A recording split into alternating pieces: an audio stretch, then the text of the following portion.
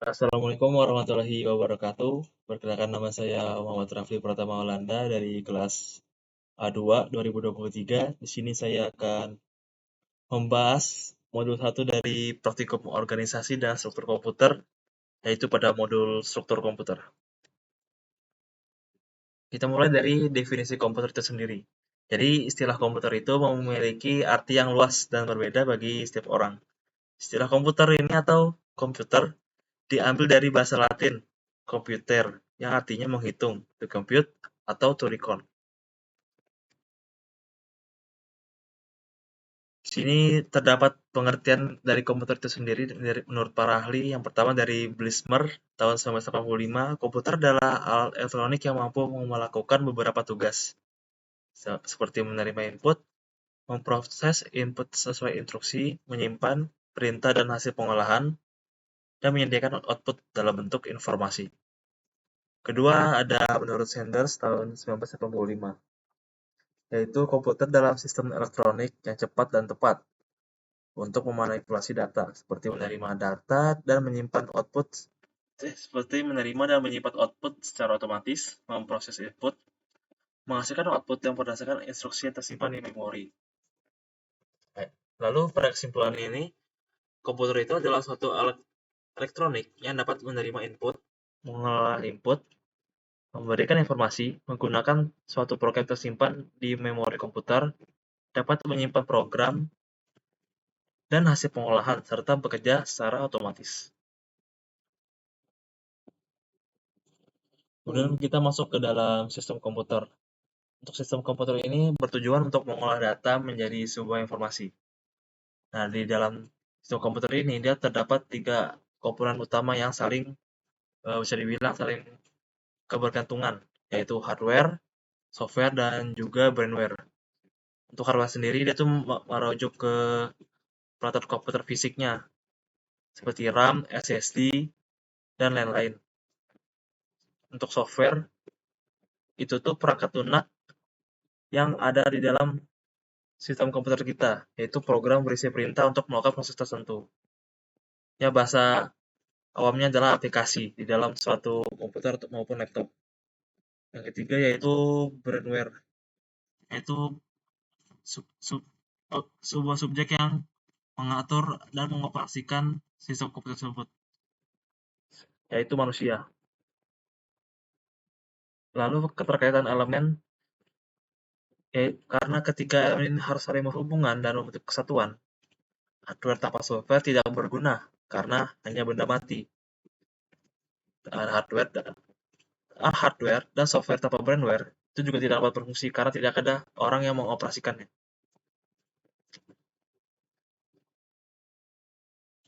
Sini kita masuk ke dalam struktur komputer, nah di mana terdapat input device, output device, I/O ports, 3 jenis bus, data, control,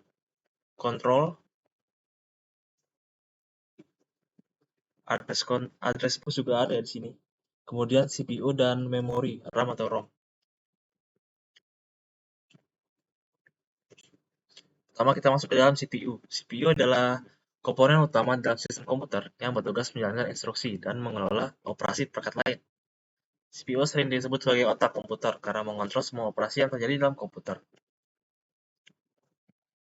Untuk fungsi utama memori ini menyimpan data. Memori digunakan untuk menyimpan data yang sedang diproses oleh CPU. Kemudian menyimpan instruksi, disimpan di memori untuk dieksekusi oleh CPU. Kemudian penyimpanan sementara dan tetap dapat berfungsi sebagai penyimpanan sementara yang dilakukan oleh RAM dan penyimpanan tetap yang dilakukan oleh ROM.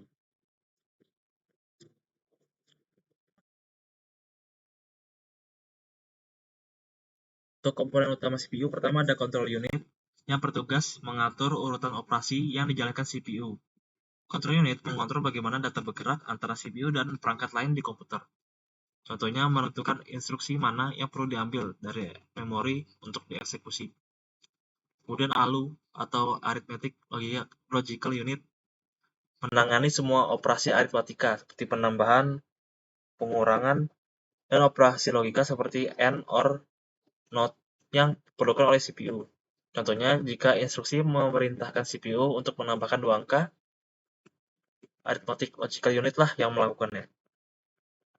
Kemudian registers adalah memori kecil berkecepatan tinggi di dalam CPU yang digunakan untuk menyimpan data sementara selama pemrosesan. Contohnya, register digunakan untuk menyimpan hasil sementara dari operasi aritmatika sebelum hasil akhir dikirim ke memori utama. Dan di sini kita masuk ke dalam proses kerja CPU. Yang pertama itu ada fetch, mengambil instruksi dari memori atau RAM dan menyimpannya di dalam register. Contohnya, CPU mengambil instruksi dari memori untuk melakukan operasi penghitungan. Kedua ada decode. Decode ini instruksi yang diambil dari memori agar dapat diurai oleh CPU agar CPU pun dapat memahaminya. Contohnya, jika instruksi memerintahkan penambahan 2 angka, CPU akan menginstruksikan ALU untuk melakukan perhitungan. Kemudian ada execute. CPU mengeksekusi instruksi yang telah di-decode dengan melakukan operasi sesuai perintah. Contohnya, ALU menambahkan 2 angka sesuai instruksi. Yang terakhir yaitu store. Hasil dari eksekusi itu disimpan kembali di memori atau register untuk digunakan nantinya. Contohnya, hasil perhitungan disimpan dalam memori atau register untuk diproses lebih lanjut. Jadi intinya, si CPU ini dia akan melakukan siklus berulang dari fetch, decode, execute, dan store secara terus-menerus menyesuaikan instruksi dari dalam programnya. Singkatnya, untuk fetch ini dia selalu mengambil instruksi dari memori. Decode ini dia yang menerjemahkan instruksinya. Execute adalah bagian yang menjalankan instruksinya. Kemudian store ini adalah bagian yang menyimpan hasil dari proses eksekusinya. Jadi siklus itu akan terus berulang dalam CPU. Di sini ada aspek-aspek yang mempengaruhi kecepatan CPU, yaitu clock speed. Kecepatan CPU diukur dalam gigahertz, yang menunjukkan berapa banyak siklus instruksi yang bisa diproses dalam 1 detik. Contohnya, CPU dengan clock speed 3,5 GHz dapat melakukan 3,5 miliar siklus per detik. Pengaruhnya, untuk semakin tinggi clock speed, maka semakin cepat CPU memproses data dan instruksi.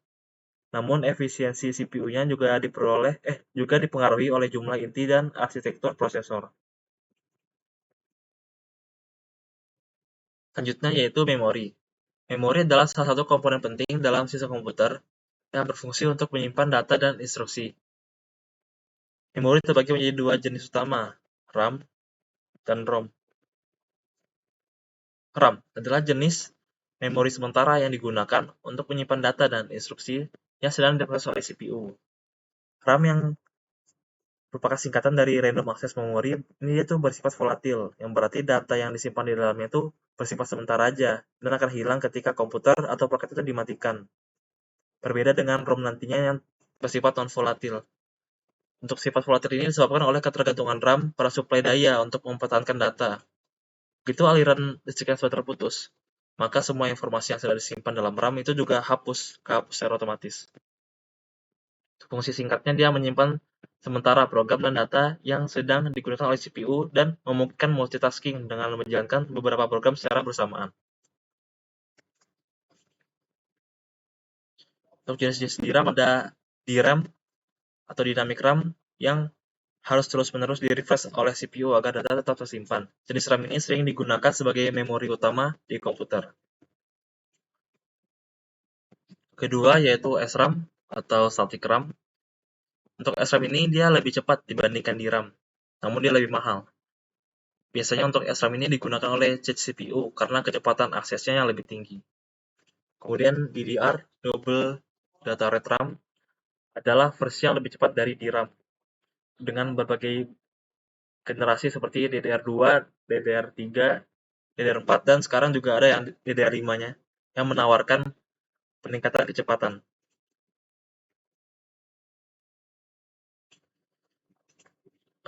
Yaitu sekarang masuk ke ROM.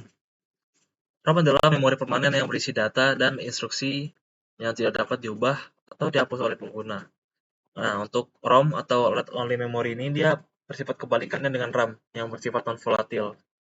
Yang berarti data yang disimpan di dalam itu tetap ada dan tidak hilang meskipun komputernya itu kita matiin. Dengan sifat non-volatilnya ini memungkinkan ROM untuk menyimpan informasi atau instruksi secara permanen tanpa bergantung pada suplai daya. Untuk fungsi ROM ini dia menyimpan firmware atau perangkat lunak penting yang digunakan untuk menyalakan perangkat keras komputer, seperti BIOS. Untuk jenis-jenis ROM-nya tuh ada PROM, dapat diprogram sekali setelah diproduksi dan data di dalamnya tidak dapat dihapus. Kemudian EEPROM dapat dihapus dan diprogram ulang menggunakan sinar UV. Jenis ROM ini digunakan pada perangkat yang menggunakan pembaruan firmware. Kemudian EEPROM memungkinkan data dihapus dan diprogram ulang secara elektrik tanpa memerlukan sinar UV. Digunakan pada perangkat modern. Nah, di sini untuk penjelasannya ya, perbedaan antara RAM dan non. Pertama, secara sifat dia berbeda. Yang satu dia tuh bersifat sementara, yang satu bersifat permanen. Volatil dan non-volatil. Yang dimana volatil itu datanya hilang saat perangkat dimatikan. Kalau non-volatil dia tuh tetap ada datanya meskipun perangkat itu dimatikan. Kemudian untuk ROM sendiri dia tuh bersifat hanya sebagai penyimpanan sementara aja untuk data dan program yang sedang berjalan. Sedangkan ROM ini menyimpan firmware atau program dasar yang tidak sering diubah. Jadi data tetap ya, tidak hilang. Sifat permanen data disimpannya. Kemudian kecepatannya secara RAM ini dia lebih cepat dari ROM. Kalau ROM dia lebih lambat dibandingkan RAM. Untuk contoh penggunaannya, untuk RAM ini dia digunakan saat menjalankan aplikasi dan sistem operasi. Dan untuk ROM, contoh penggunaannya yaitu saat kita membuka BIOS, firmware pada perangkat keras, dan firmware dalam perangkat keras.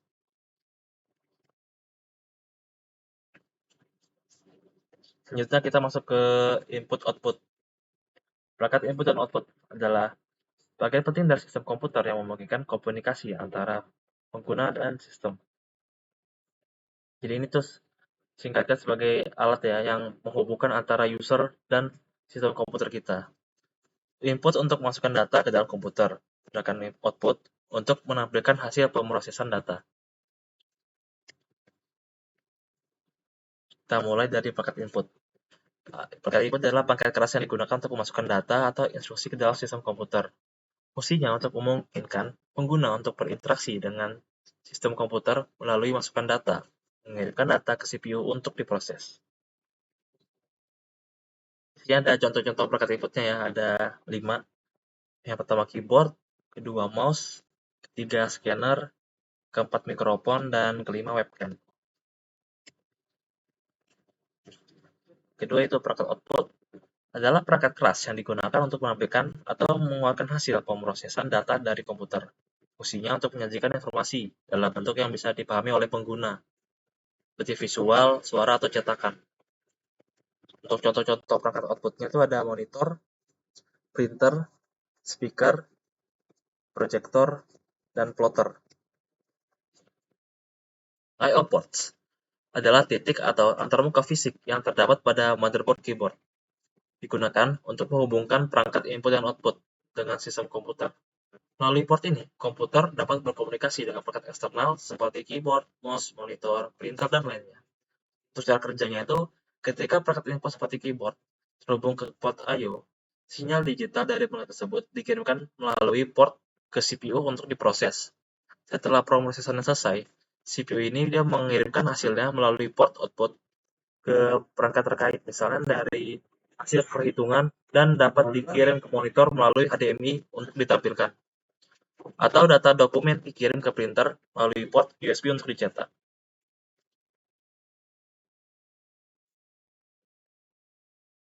Kita masuk ke bagian data bus. Untuk data bus ini adalah komponen penting dalam arsitektur komputer yang memungkinkan perpindahan data antar modul di dalam sistem. Nah, lebar data bus dan sifat bidireksionalnya berperan dalam kinerjanya dan efisiensi terhadap komputer. Untuk karakteristik data bus ini dia bersifat bidireksional. Artinya, data itu dapat bergerak dalam dua arah, CPU membaca data dari memori atau perangkat input-output.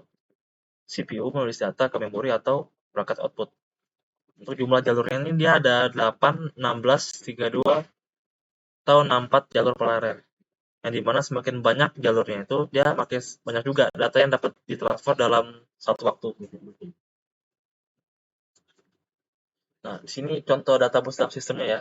Yang 8 bit databus ini digunakan dalam komputer atau perangkat lama yang hanya mampu menangani data dalam jumlah kecil per siklus. Untuk 32 dan 64 bit digunakan dalam komputer modern dan prosesor canggih yang membutuhkan transfer data yang lebih besar untuk meningkatkan performa, terutama pada aplikasi berat seperti pemrosesan grafis atau game. Kedua yaitu address bus adalah bagian penting dari arsitektur komputer yang bertugas untuk menentukan lokasi sumber atau tujuan pada transfer data. Address bus ini menghubungkan CPU dengan komponen memori dan perangkat I/O untuk mengarahkan data yang akan diproses.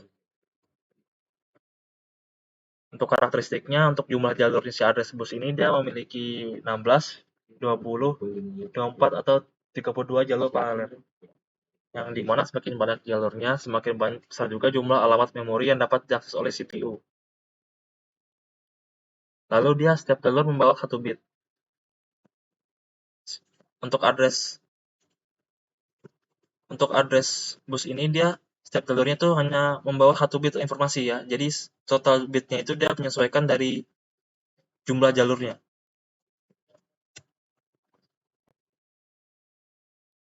Untuk contohnya dalam sistem, untuk 16 bit digunakan dalam sistem atau dalam sistem komputer lama atau perangkat yang memiliki kapasitas memori terbatas. Dapat mengakses hingga 64 KB memori yang cukup untuk aplikasi dasar atau perangkat kecil. Kemudian untuk yang 32 byte digunakan dalam komputer dan perangkat generasi sebelumnya dengan akses hingga 4 GB memori. Ideal untuk aplikasi desktop dan sebagian besar komputer seharian. Terakhir yaitu 64 bit digunakan dalam komputer modern. Mendukung akses hingga 18,4 juta terabyte memori yang penting untuk aplikasi berat seperti server, virtualisasi, dan pemrosesan data besar. Selanjutnya, control bus adalah jalur khusus yang digunakan untuk mengontrol dan mengatur penggunaan serta akses ke databus dan address bus. Control bus ini memastikan koordinasi yang tepat antar komponen sistem dalam pemrosesan transfer data. Untuk jumlah jalurnya, dia memiliki 4 hingga 10 jalur paralel. Setiap jalurnya membawa sinyal kontrol yang berbeda, yang menentukan bagaimana databus dan address bus digunakan dalam waktu transfer data. Untuk jenis sinyalnya, dia ada sinyal baca atau tulis, mengontrol apakah data akan dibaca dari memori atau ditulis ke memori, dan sinyal pengendali, mengatur akses ke databus dan address bus, termasuk kapan CPU atau perangkat I/O dapat menggunakan bus tersebut. Contohnya dalam sistem bekerja sama dengan databus dan address bus untuk memastikan bahwa transfer data berlangsung dengan benar dan efisien. Saat CPU mengakses memori atau perangkat I/O, control bus akan mengirimkan sinyal apakah akan melakukan operasi baca atau tulis. Saat CPU mengirimkan perintah baca memori, control bus mengaktifkan sinyal memory read untuk memungkinkan pengambilan data dari memori melalui databus.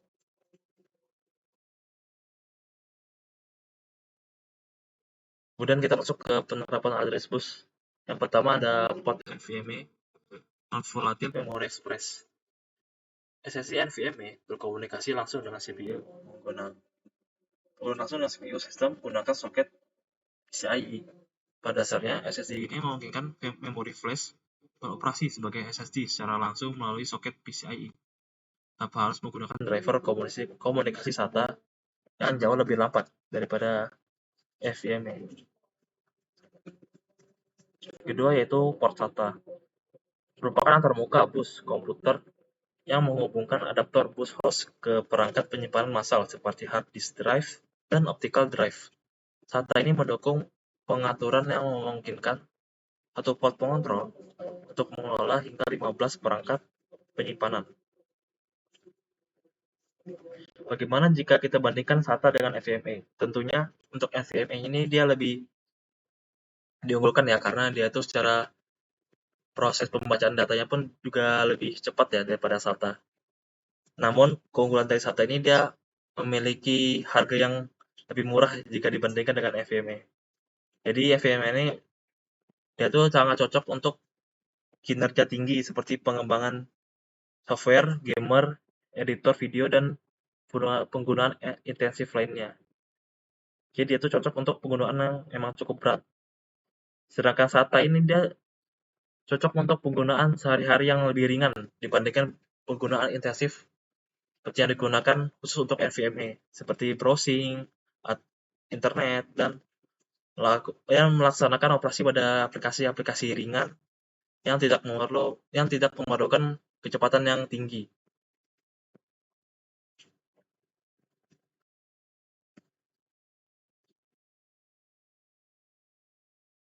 Kemudian selanjutnya penerapan kontrol bus. Pertama ada USB. Salah satu penerapan kontrol bus ada di USB atau Universal Serial Bus. USB adalah antarmuka plug and play yang memungkinkan komputer berkomunikasi dengan peripheral dan perangkat lainnya. Perangkat yang terhubung dengan USB mencakup berbagai macam hal, mulai dari keyboard dan mouse, hingga pemutar musik dan flash drive. USB juga dapat digunakan untuk mengaturkan data ke perangkat tertentu, seperti menyalakan ponsel pintar dan tablet, serta mengisi daya baterainya.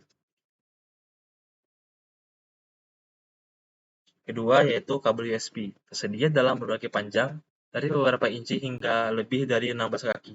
Panjang maksimum kabel USB adalah 16 kaki 5 inci atau 5 meter untuk perangkat berkecepatan tinggi, dan 9 kaki 10 inci atau 3 meter untuk perangkat berkecepatan rendah. Panjang maksimum ini dikarenakan waktu transfer data dan risiko kehilangan data jika menggunakan kabel yang lebih panjang. Namun, dengan menggunakan hub USB, Anda dapat menghubungkan dua kabel USB untuk memperpanjang jarak antara kedua perangkat secara efektif. Oke, sekian saja untuk video presentasi modul saya kali ini. Kurang lebihnya saya mohon maaf. Assalamualaikum warahmatullahi wabarakatuh.